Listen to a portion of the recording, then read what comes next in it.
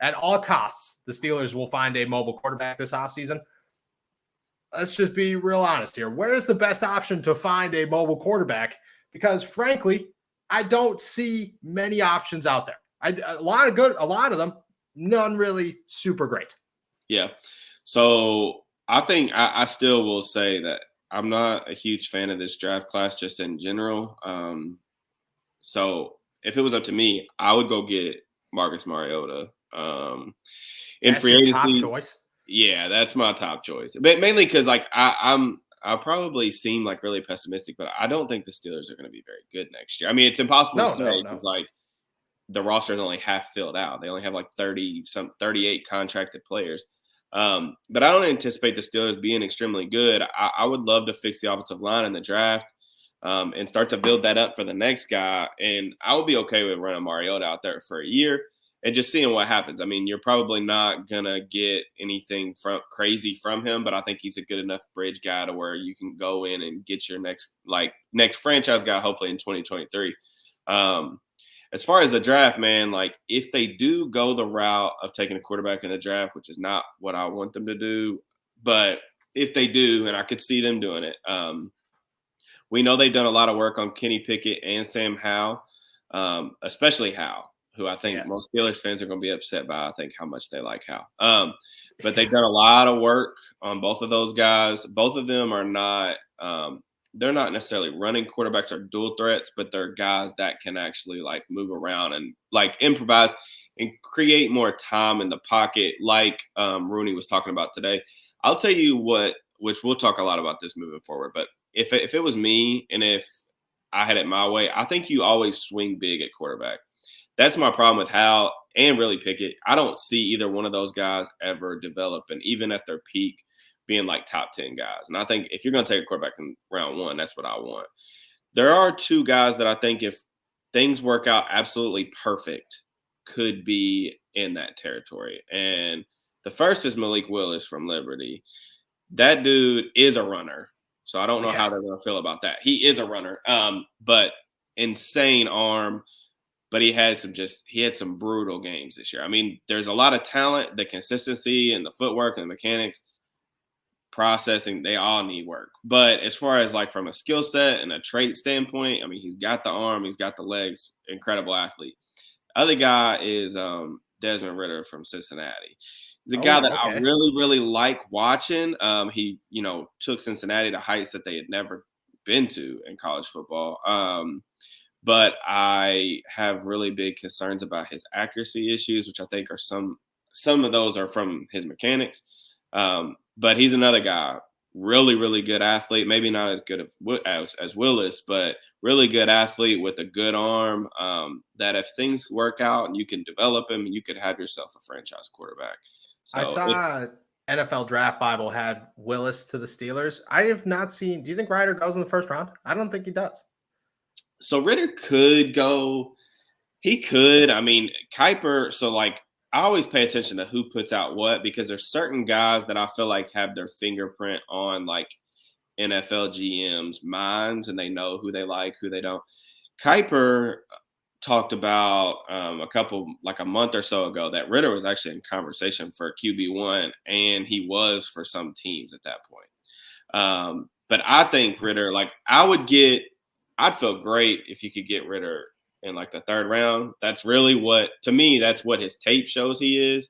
But he's not going to last that long. But I think if, you went offensive line in round one and he was there in round two, I could see a scenario where like a lot of people would be banging the table depending on what the board looks like. But at that point, you're still passing up. At the second round, there will still be high-end cornerbacks. This draft is so loaded too. I mean, the cornerback position in this draft, I had this take earlier. I was in a space like a couple weeks ago talking about the draft. I think that this could be the best corner class since I started like scouting NFL draft prospects, which is like 2013. This might be one of the best corner classes ever. I mean, there's going to be guys that are taken on day two that could be legitimate like cornerback ones for 10, 12 years. Jameis Winston was a name that got dropped heavy yesterday. Donnie was not having it at all.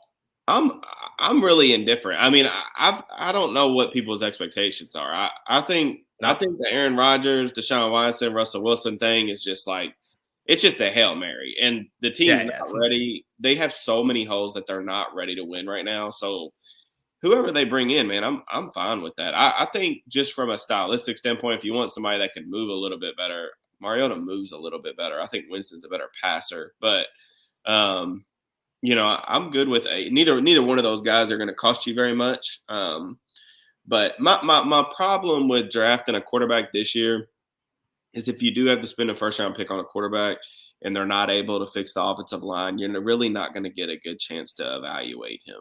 And that's what this process is about. Like whenever you're flipping over quarterbacks, whether it's free agent or a high-profile draft pick, you want to get the chance to evaluate them, but you can't do that when they're on their back every play and running for their lives. We see that all the time, like young quarterbacks. Unless you're like a generational talent, and the odds of the Steelers stacking generational talent at quarterback back-to-back like this are next to zero. Yeah, zero. Actually, they are zero. Yeah. But stacking generational quarterbacks just doesn't happen. But unless you're that type of player, your surroundings matter so much. Like who your coordinator is. They announced Matt Canada's coming back. That's not good for a rookie. This environment is not a good spot right now for you to throw a rookie. The weapons are just okay. You can't run the ball. Your offensive line is terrible. Like I said, maybe that's the route they go. If you feel strongly about a quarterback, pull the trigger. But I personally don't. I don't either. I think that you wait until – I just think the options next season are, if at worst, just as good.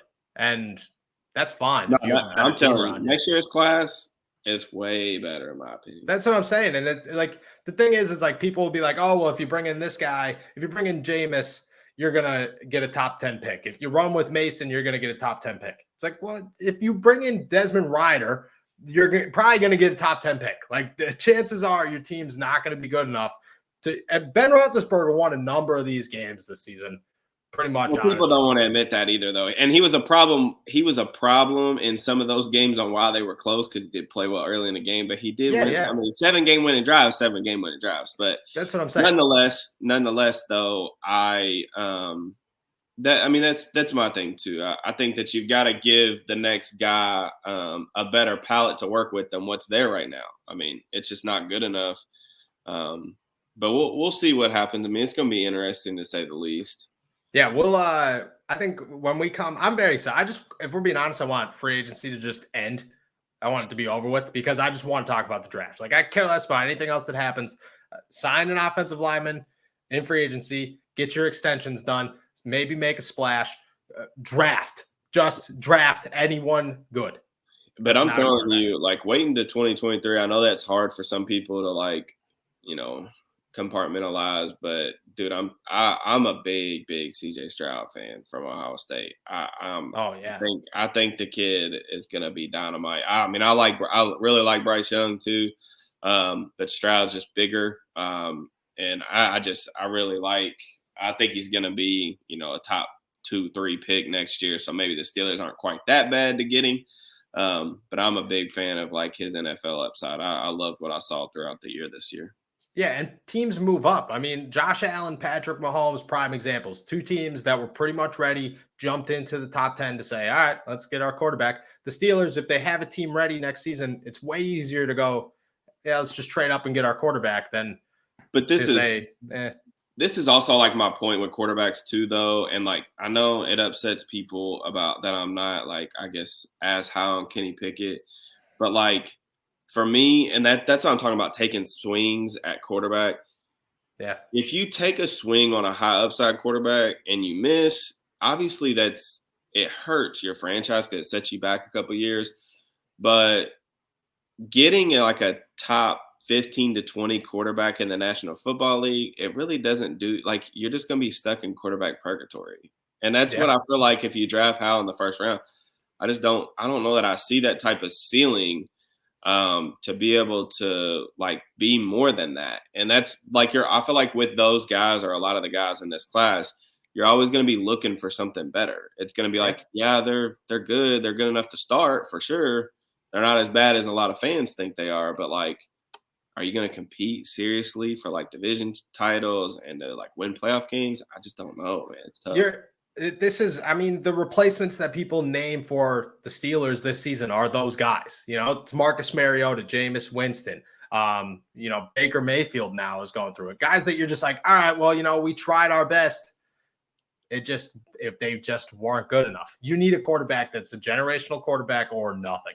Those are your two options. Really, like, just ride it out. Yeah, I mean, like after the top 8 quarterbacks in the league, everybody else is just really like us. They're a product of their surroundings, really. Yeah, like if you have a good surrounding, they're probably gonna succeed. If you don't, then they're not. And that's really how I feel about that.